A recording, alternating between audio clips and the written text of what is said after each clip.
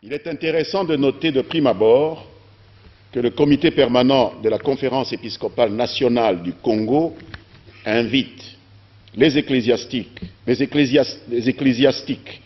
à ne pas transformer les lieux de culte en prétoire pour la campagne électorale.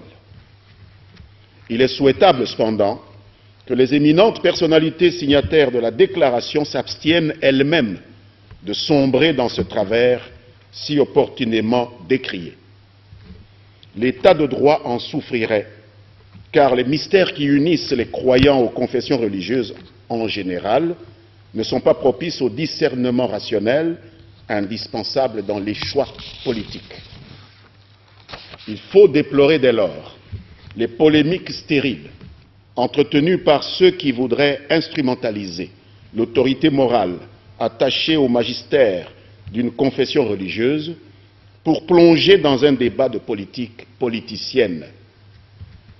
Et il est regrettable que certains, dans de respectables institutions confessionnelles, marquent une préférence pour des postures médiatiques très offensives, mais dont l'efficacité reste à démontrer.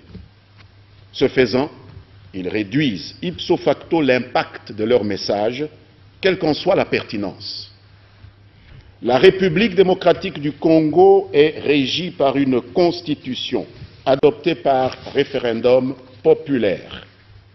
Ce texte fondamental, qui est au-dessus de toutes les personnes physiques ou morales évoluant dans le pays, stipule en son article 1er, alinéa 1er, que la République démocratique du Congo est un État de droit, indépendant, souverain, uni et indivisible, social, démocratique et laïque. Fin de citation. Au terme de l'article 22 de la loi des lois, il est dit « Toute personne a droit à la liberté de pensée, de conscience et de religion, sous réserve du respect de la loi, de l'ordre public, des bonnes mœurs et des droits d'autrui. » Fin de citation d'Alain d'Antenne A sur le calvaire des artistes musiciens en Europe. Le gouvernement a pris position par toutes nos représentations diplomatiques, que ce soit à Paris, à Londres ou à Bruxelles. Des notes verbales ont été adressées formellement aux autorités.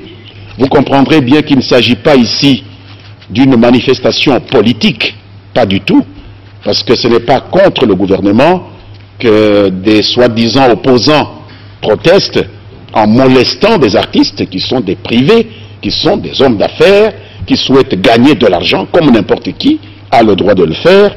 Il s'agit de pratiques criminelles, de pratiques mafieuses, parce que nous avons appris qu'ils allaient jusqu'à demander à ces artistes de leur payer un certain montant pour avoir le droit de se produire. Mais qu'est-ce que cela a à voir avec la revendication politique ou politicienne?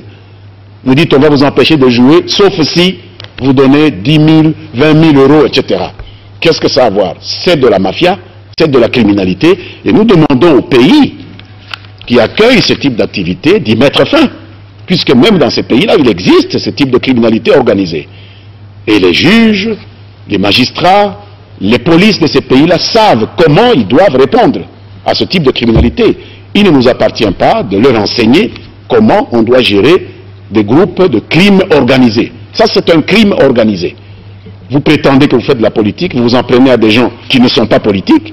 C'est des pauvres garçons qui essaient de gagner leur vie, qui vont au Mabanga comme n'importe qui, et vous leur demandez même de l'argent pour ne pas les importuner. Donc ce n'est plus une manifestation de caractère politique, c'est du droit commun, et il faut que la justice dans ces pays-là puisse commencer à traiter ces choses-là comme des crimes de droit commun. Voilà la position du gouvernement.